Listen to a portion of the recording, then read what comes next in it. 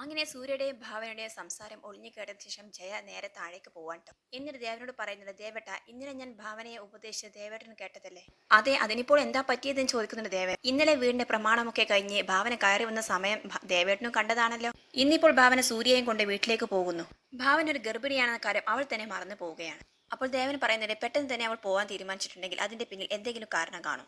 എന്ത് കാര്യം? ഒരു കാര്യവുമില്ല. ഗായത്രി വിളിച്ചിട്ടാണ് അവർ പോകുന്നത്. ഞാൻ എന്തായാലും അവരോട് ചോദിക്കാൻ ചെയ്യും. ഇത് എന്റെ പേരക്കുട്ടിയെ ബാധിക്കുന്ന കാര്യമാണ് എന്ന് പറയാൻ. അപ്പോഴാണ് സൂര്യയും ഭാവനയും വേഗം റെഡിയായി താഴേക്ക് ഇറങ്ങി വരുന്നത്. അപ്പോൾ ജയ ചോദിക്കുന്നുണ്ട്, അല്ല നിങ്ങൾ ഇത് എവിടെ പോകുന്നു? ഭാവന പറയുന്നുണ്ട്, ആന്റി അത്യാവശ്യമായിട്ട് വീട് വരെ ഒന്ന് പോകണം. അപ്പോൾ ജയ ചോദിക്കുന്നുണ്ട്, ഇന്നലെ വൈകിട്ടല്ലേ നീ വീട്ടിൽ നിന്ന് വന്നത്? അപ്പോഴേക്കും എന്താ ഇപ്പോൾ ഇത്ര അത്യാവശ്യം? അതേസമയം സൂര്യ പോയിട്ട് ദേവനോട് കാര്യങ്ങളൊക്കെ പറയാം. ആ വസ്തുവിന് അഡ്വാൻസ് കൊടുത്തിരുന്ന ടീം തന്നെ ഇപ്പോൾ ആ അഡ്വാൻസ് തിരികെ ചോദിക്കുകയാണ്. അവർക്ക് ആ വസ്തു വേണ്ട എന്ന്. ആരോ മറ്റേതൊരു അവകാശമുണ്ട് എന്ന് പറഞ്ഞു കൊടുക്കുകയാണ്. ഇപ്പോൾ ആകെ പ്രശ്നമായിട്ടുണ്ട്. ആ അഡ്വാൻസ് വെച്ചിട്ടില്ല അവർ ആ വീട് വാങ്ങിച്ചത് എന്നൊക്കെ പറയാണ്. ഇത് കേട്ടുകൊണ്ട് ജയയും ഭാവന അവരുടെ അടുത്തേക്ക് വരുന്നുണ്ട്. അപ്പോൾ ജയ ചോദിക്കുന്നത്, അതെന്താ അങ്ങനെ ചെയ്തത് അവര്? ഇനിയിപ്പോൾ നിങ്ങൾ പോകേണ്ട ആവശ്യമൊന്നുമില്ലല്ലോ, അവിടെ വേറെ ആൾക്കാരുമുണ്ടല്ലോ. ഒരു SI ഉണ്ട് വീട്ടിൽ, പോരാത്തതിന് ഭാവനക്ക് ഒരു ഏട്ടനുമുണ്ട്. പിന്നെ എന്തിനാ ഭാവന ധൃതിയിൽ അങ്ങോട്ടേക്ക് പോകുന്നത് എന്ന് ചോദിക്കാൻ. അല്ല, വേണമെങ്കിൽ ഞാനും ദേവേട്ടന് പോകാം, അല്ലെങ്കിൽ ദേവേട്ടനും സൂര്യയും പോയി സംസാരിക്കട്ടെ. നീ എന്തായാലും ഇവിടെ റെസ്റ്റ് എടുക്കുക എന്ന് പറയട്ടെ ജയ.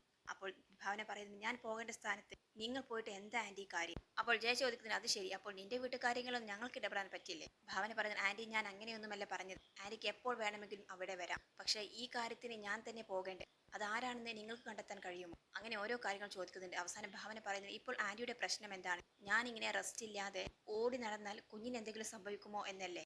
അതെ എന്ന് പറയാണ് ജയ. എന്നാൽ ആന്റി, ഞാൻ ആന്റിക്ക് ഉറപ്പ് തരികയാണ്, അങ്ങനെയൊന്നും സംഭവിക്കില്ല.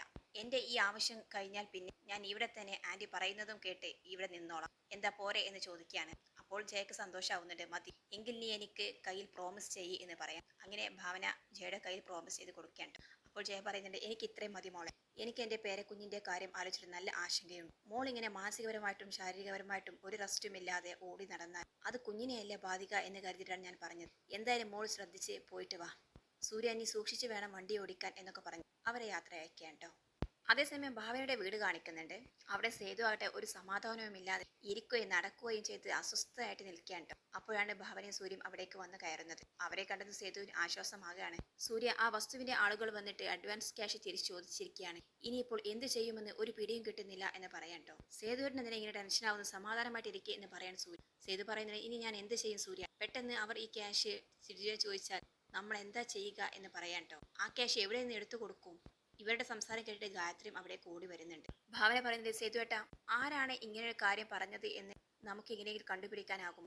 ആ മുരുകനോ കൂടെ വന്ന അയാൾക്ക് ആർക്കെങ്കിലും അറിയാമോ എന്ന് ചോദിക്കുന്നുണ്ട്. സേതു പറയുന്നുണ്ട്, അവരോടല്ല ഇത് പറഞ്ഞത്, അവർക്ക് കണ്ടിട്ടുമില്ല. അത് നേരിട്ട് ബോസിനോടാണ് സംസാരിച്ചത് എന്ന് പറയാൻ. അയാളാണെങ്കിൽ രജിസ്ട്രേഷൻ സമയത്ത് വരാമെന്നല്ലേ പറഞ്ഞത്. എങ്കിൽ രമേശ് ചേട്ടന് എങ്ങനെയെങ്കിലും അറിയാൻ പറ്റുമോ ആവോ എന്ന് ചോദിക്കുന്നുണ്ട് ഭാവൻ. രമേശിനൊന്നും അയാൾ അറിയത്തില്ല എന്നാണ് പറഞ്ഞത്. ഇനിയിപ്പോൾ നാളെ അവർ വന്ന് അഡ്വാൻസ് തിരികെ ചോദിക്കുമ്പോൾ നമ്മൾ എന്ത് ചെയ്യും എന്ന് ചോദിക്കുന്നതിന് സേതു. എന്തായാലും നമുക്ക് ആലോചിക്കാം എന്ന് പറയാം. ശേഷം ഗായത്രി പറയുന്നത്, ഞാൻ എന്തെങ്കിലും ഭക്ഷണം എടുത്തു വെക്കും, നിങ്ങൾ അകത്തേക്ക് വാ എന്ന് പറയാൻ ട്ടോ. ആ സമയത്ത് സൂര്യയും ഭാവനയും അവരുടെ റൂമിൽ പോകുന്നുണ്ട്. എന്നിട്ട് അവർ ഇതിനെക്കുറിച്ച് തന്നെ സംസാരിക്കുകയാണ്. സൂര്യ പറയുന്നുണ്ട്, ഭാവന, എന്തൊക്കെയോ പന്തികേട് ഇതിന്റെ പിന്നിൽ എനിക്ക് തോന്നുന്നുണ്ട്. ഭാവനയെ പറയുന്നത്, എനിക്കും അതേ സൂര്യ, നമ്മൾ അറിയാതെ നമ്മളെ ആരൊക്കെ പിന്തുടരുന്നുണ്ട്.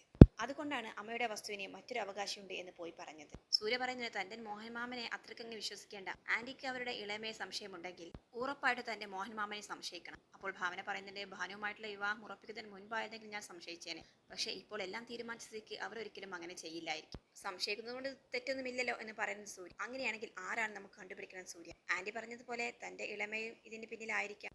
ഒന്നുകിൽ മോഹൻമാമനും ജയേഷനും അറിയാതെ അവരാരെങ്കിലും ഏർപ്പാടാക്കിയതാണെങ്കിലോ? അവർക്കാണല്ലോ ഏറ്റവും കൂടുതൽ ആന്റിയോടുള്ള പക. എങ്ങനെയെങ്കിലും ആന്റിയുടെ കണ്ണുനീർ കാണണമെന്നല്ലേ അവർ ആഗ്രഹിക്കുന്നത്. എന്തായാലും അവരെ ഒന്ന് ശ്രദ്ധിക്കുന്നത് നന്നായിരിക്കും. അപ്പോൾ ഭാവന പറയുന്നത്, എങ്കിൽ നമുക്ക് മോഹൻമാമയെ വിളിച്ച് ഈ കാര്യം സംസാരിച്ചാലും. എന്ത് സംസാരിക്കാമെന്നാണ് നീ പറയുന്നത് എന്ന് ചോദിക്കേണ്ട സൂര്യ.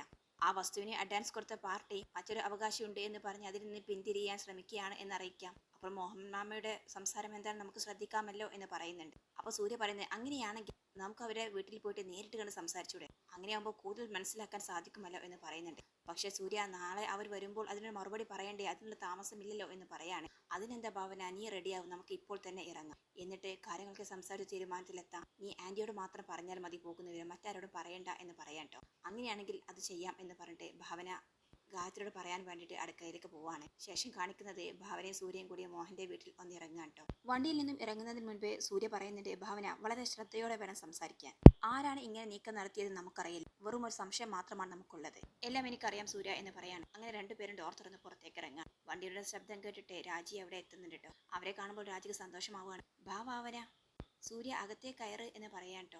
മാമനില്ലേ എന്ന് ചോദിക്കുന്നുണ്ട് ഭാവൻ. ഉണ്ട്, വരൂ എന്ന് പറയാണ്. അങ്ങനെ അവർ അകത്ത് പോയിരിക്കാൻ.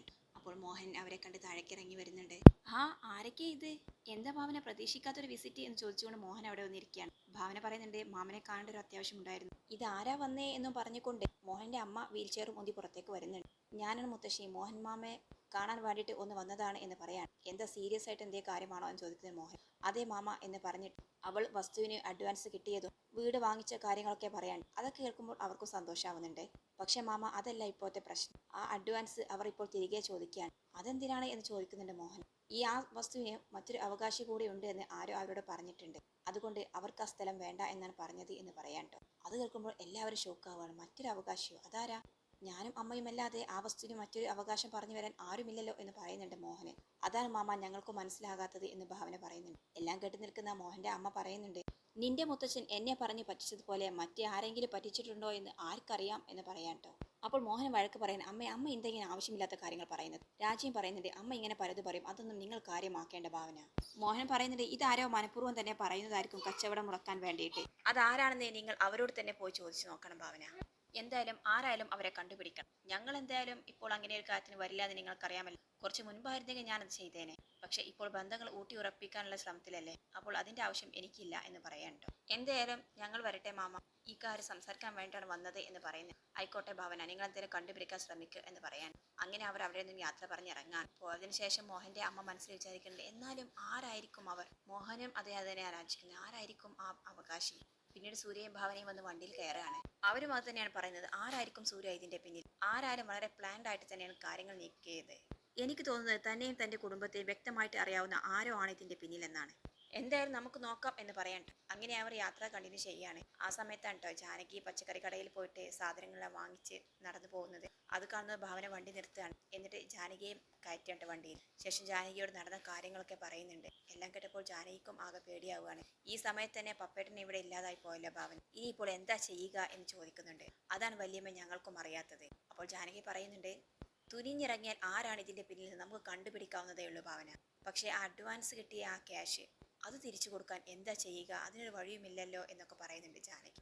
അതാണ് വല്യമ്മ ഞങ്ങളുടെയും പ്രശ്നം. ഇല്ലെങ്കിൽ ഒന്ന് മുടങ്ങിയാൽ മറ്റൊന്ന് റെഡി ആയിക്കോളും എന്നെങ്കിലും ആശ്വസിക്കാം. പക്ഷെ ഇതിപ്പോൾ ആ അഡ്വാൻസ് തിരികെ കൊടുക്കുക എന്ന് പറഞ്ഞാൽ അത്ര ഈസി അല്ലല്ലോ എന്നൊക്കെ പറയാണ്. വല്യച്ഛൻ സ്ഥലത്തില്ലാതായി പോയത് വലിയൊരു പ്രശ്നം തന്നെയാണ്. ഇല്ലെങ്കിൽ വല്യച്ഛനോട് എന്തെങ്കിലും കാര്യങ്ങൾ അന്വേഷിക്കാമായിരുന്നു എന്നൊക്കെ പറയുന്നുണ്ട് കേട്ടോ ഭാവന.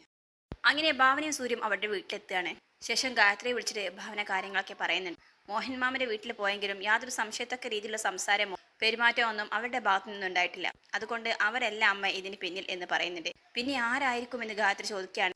ആരായാലും ശരി, നമുക്ക് കണ്ടുപിടിക്കാം അമ്മ ടെൻഷൻ ആവാതിരിക്കും. എന്തായാലും ആ വസ്തുവിന്റെ അഡ്വാൻസ് കൈപ്പറ്റിയതിന്റെയും ബാക്കിയുള്ള ക്യാഷും എല്ലാം അവിടെ ഇരിപ്പില്ലേ, അതിന്റെ ബാക്കി വെച്ച് നമ്മൾ നാളെ അവർ വരുമ്പോൾ എന്തെങ്കിലുമൊക്കെ ചെയ്യേണ്ടി വരും എന്നൊക്കെ പറയാണ്. അങ്ങനെ ഫോണെല്ലാം കട്ട് ചെയ്തതിനു ശേഷം ഗായത്രി റൂമിലേക്ക് പോകുന്നുണ്ട് കേട്ടോ. ശേഷം അലമാരയുടെ കീ എടുത്തിട്ട് അലമാര തുറക്കാൻ വേണ്ടി നിൽക്കുകയാണ്. ആ സമയത്ത് ഈ കീ ഒക്കെ പതിയെ പോലെ വെച്ച സ്ഥാനമൊക്കെ തെറ്റിയിരിക്കുകയാണ്. എങ്കിലും അവൾ അതെല്ലാം തുറന്ന് നോക്കുമ്പോൾ ആകെ ഷോക്കാവാൻ കേട്ടോ. അലമാരയിൽ വെച്ചിരിക്കുന്ന പണം കാണാനില്ല. ഈശ്വര, അതെവിടെ പോയി? അങ്ങനെ അതിലുള്ള എല്ലാ കാര്യങ്ങളും അവർ ചെക്ക് ചെയ്യാൻ കേട്ടോ. അതിലൊന്നും പണം കാണുന്നില്ല. ആകെ ടെൻഷനായി തകർന്നു പോവാണ് ഗായത്രി. ഇനിയിപ്പോൾ നാളെ ക്യാഷ് വന്ന് ചോദിക്കുമ്പോൾ എന്ത് ഞാൻ ചെയ്യും? അതെവിടെ പോയി ഈശ്വര എന്ന് ആലോചിക്കാം. എന്നിട്ട് ഉച്ചത്തിൽ ബാമ എന്ന് വിളിക്കുന്നു. ആ വിളി കേട്ടിട്ട് ബാമ ഓടിയെത്തുന്നുണ്ട്. എന്താ അമ്മ, എന്താ കാര്യം എന്ന് ചോദിക്കുകയാണ്. ഞാൻ അലമാരയിൽ വെച്ചിരിക്കുന്ന ക്യാഷ് എവിടെ പോയി? എന്തൊക്കെ അമ്മ ഈ പറയുന്നത് എന്ന് ബാമ ചോദിക്കുകയാണ്. ഞാൻ വീടിന്റെ പ്രമാണം കഴിഞ്ഞ് ബാക്കി ക്യാഷ് അതിനകത്ത് കൊണ്ടുപോയി വെച്ചതാണ്. ഇപ്പോൾ നോക്കുമ്പോൾ അതിൽ ക്യാഷ് കാണുന്നില്ല. നീ കണ്ടിരുന്നോ എന്ന് ചോദിക്കുന്നുണ്ട്. ഭാമ പറയുന്നുണ്ട്, അമ്മ പറയുന്നത് കേട്ടാത്തൊന്നും ഞാൻ ആ ക്യാഷ് എടുത്തു വെച്ചിട്ടുണ്ടെന്ന് ഞാൻ കണ്ടിട്ടില്ല, അമ്മ തന്നെയല്ലേ കൊണ്ടുപോയി വെച്ചത് എന്ന് പറയാൻ കേട്ടോ. ചിലപ്പോൾ അൽമാറയിൽ സ്ഥാനം തെറ്റി വെച്ചിട്ടുണ്ടാവും, അമ്മ ശരിക്കും അത് നോക്കിക്കേ എന്ന് പറയുന്നുണ്ട്.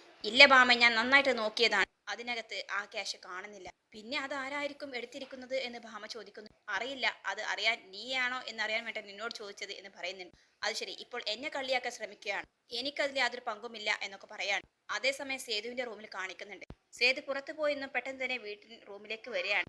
ശേഷം മേശപ്പുറത്ത് വെച്ചിരിക്കുന്ന ജഗ്ഗിൽ നിന്നും വെള്ളം എടുത്തിട്ട് വായിലേക്ക് ഒഴിക്കാൻ കേട്ടോ. നല്ല ദാഹവും ടെൻഷനും എല്ലാം അവന്റെ മുഖത്ത് കാണുന്നുണ്ട്. ഒറ്റ നിൽപ്പിനെ തന്നെ ആ വെള്ളം മുഴുവൻ അവൻ കുടിച്ചു തീർക്കുകയാണ്. എന്നിട്ട് ബെഡിൽ അങ്ങേ ഇരിക്കുകയാണ് ട്ടോ. അപ്പോഴാണ് മായ റൂമിലേക്ക് കയറി വരുന്നത്. എന്താ സേതുവേട്ടാ, എന്ത് പറ്റി, എന്താ ഇങ്ങനെ ഇരിക്കുന്നത്, മുഖത്ത് നല്ല ക്ഷീണമൊക്കെ കാണുന്നുണ്ടല്ലോ, എന്ത് പറ്റി എന്ന് അന്വേഷിക്കാണ്. അപ്പോൾ സേതു പറയുന്നുണ്ട്, മായേ, ഞാൻ ആ വസ്തുവിന്റെ കാര്യം അന്വേഷിക്കാൻ വേണ്ടി പോയതായിരുന്നു. എനിക്കറിയണം ആരാണ് അത് ചെയ്തത് എന്ന്. ഞാൻ എന്തായാലും ആ മുരുകനെ പിടിച്ച് നന്നായിട്ട് ഒന്ന് പൊട്ടിച്ചിട്ടുണ്ട്. പറഞ്ഞ വാക്ക് പാലിക്കാൻ കഴിയാത്തവരാണ് അവർ.